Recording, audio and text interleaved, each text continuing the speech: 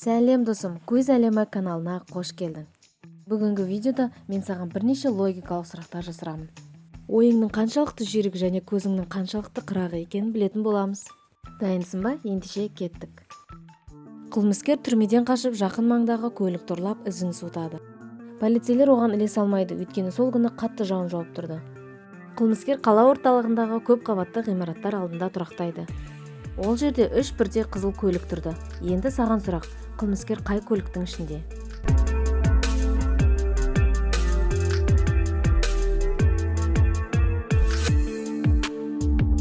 Қылмыскер бірінші көлікте отыр, өйткені көліктің айналасы су болып тұр. Қылмыскер қашқан түні қатты жаңбыр жауған болатын. Джек өзінің коллекциясын көбейту мақсатында көрмеге келеді. Көрме басшысы оған ең жақсы деген 3 түрлі суретті көрсетеді.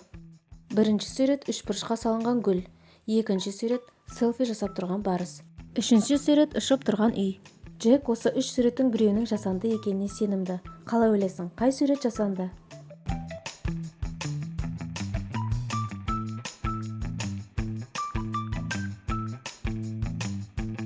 Әр картинаның астында салынған жылы жазылып тұр. Селфи жасап тұрған тигр суреті жасанды, өйткені 1957 жылы соткада болмаған. Жолаушы шөл далада адасып келе жатады. Ішерге су таппай әбден шаршаған жолаушының алдынан 3 көлшік көрінеді. Осы көлшіктің біреуі ғана шынайы көлшік. Жолаушыға қай көлшіктің шынайы екеніне көмектес.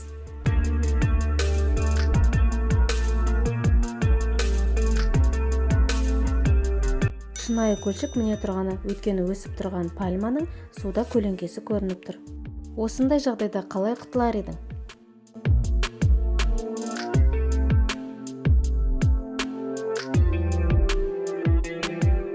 Жауабыңды комментарийден оқитын боламын. Мына суретте не дұрыс емес?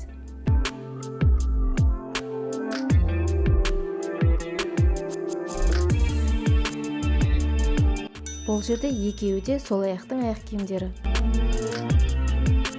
Қалай ойлайсың, қайсысы әйелі?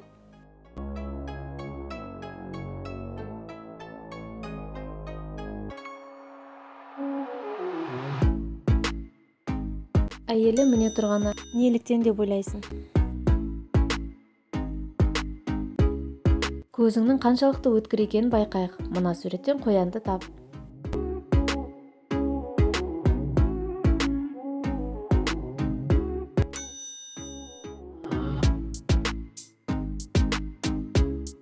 Уильям көлік апатынан кейін есін жоғалтады. Қалай ойлайсың, қайсысы әйелі?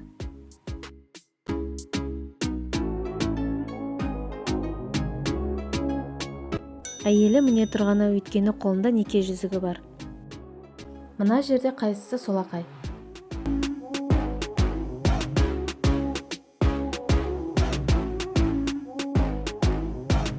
Өз жауабыңды комментарий бөліміне қалдыр. Қалай ойлайсың, қай есік қауіпсіз?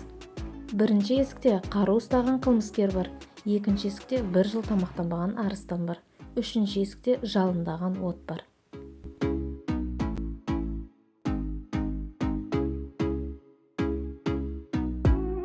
Әрине ол екінші есік. 1 жыл тамақтанбаған арыстан, ол онсыз да өліп қалған.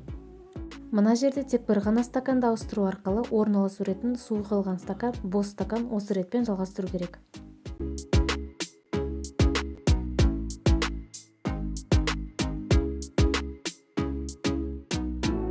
Жауабы екінші тұрған стаканды 5-ші тұрған бос стаканға құю. Қалай ойлайсың, мына екі жігіттің қайсысы бай?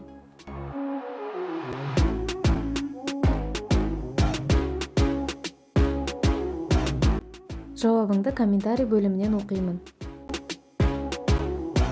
Саған 10 секунд берем, мына жерден тасбақаны тауып көр.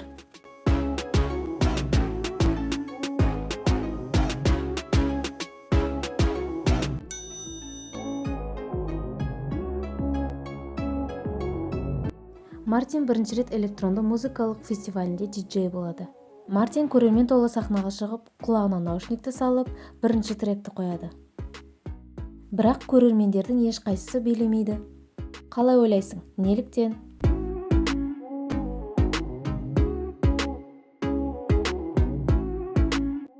Музыка Мартинге ғана наушник арқылы естіліп тұр, ал проводты динамикке жалғамаған. Көзіңнің қаншалықты қырағы екенін байқайық. Мына суреттен айырмашылықты тап.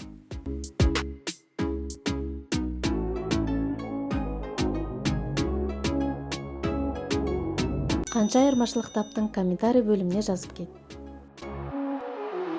Бір күні Маркты қорқынышты маньяк ұрлап кетіп, орман маңындағы үйшікке қамап қояды. Маньяктың сыртқа шығып кеткенін пайдаланып, Марк үйден қашып шығады. Дала өте қатты аяз еді. Марктың үстінде жылы киімі жоқ болатын. Бірақ Маркке үйшіктің ішінен бір ғана зат алуға болады. Қайсы зат Маркке қажет болады? Үлкен полиэтиленді пакет, арқан, ине немесе шұлық. Осы заттардың біреуі ғана Маркты суықтан сақтайды. Қалай ойлайсың, ол қай зат?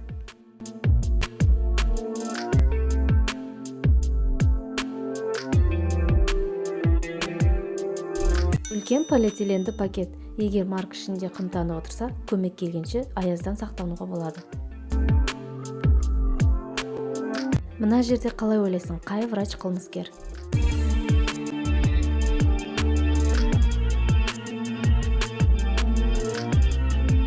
Дұрыс таптың, өйткені бұл врачтың халатының барлығы қанға боялған және шприцтің орнында қанға боялған ара тұр. Қалай ойлайсың, қай стаканда су көп?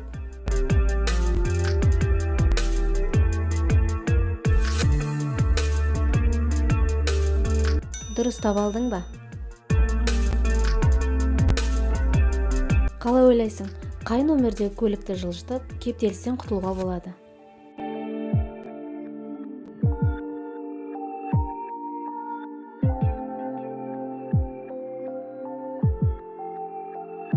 Үшінші номердегі көлікті артқа жылжыту арқылы кептелістен құтылуға болады.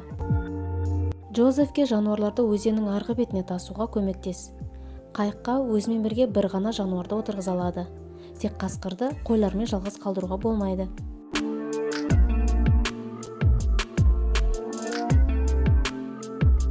Жауабыңды комментарийге жаза кет.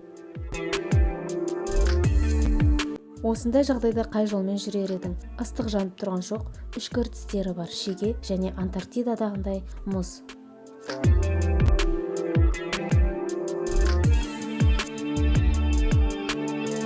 Дұрысы В жауабы, өйткені жанып тұрған шоқтың ыстығынан мұздың еріп кетуі әбден мүмкін. Мына суреттен айырмашылығын тап.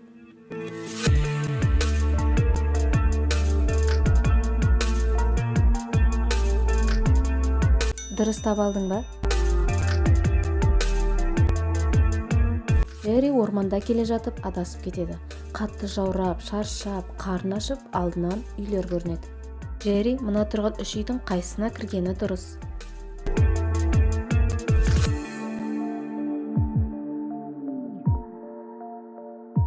Бірінші тұрған үйде құлып тұр. Демек, ол үйге кіре алмайды. Екінші тұрған үйге қарай қасқырдың ізі тұр. Демек, ол жер қауіпті. Джерри үшін ең қауіпсіз үй мына тұрған екінші үй. Осымен видео аяқталды. Видео саған ұнады деген ойдамын. Егер арнаға әлі де тіркелмеген болсаң, тіркеліп қоңырауша белгісін баса кет және осы видеоны өз достарыңмен бөлісуді ұмытпа.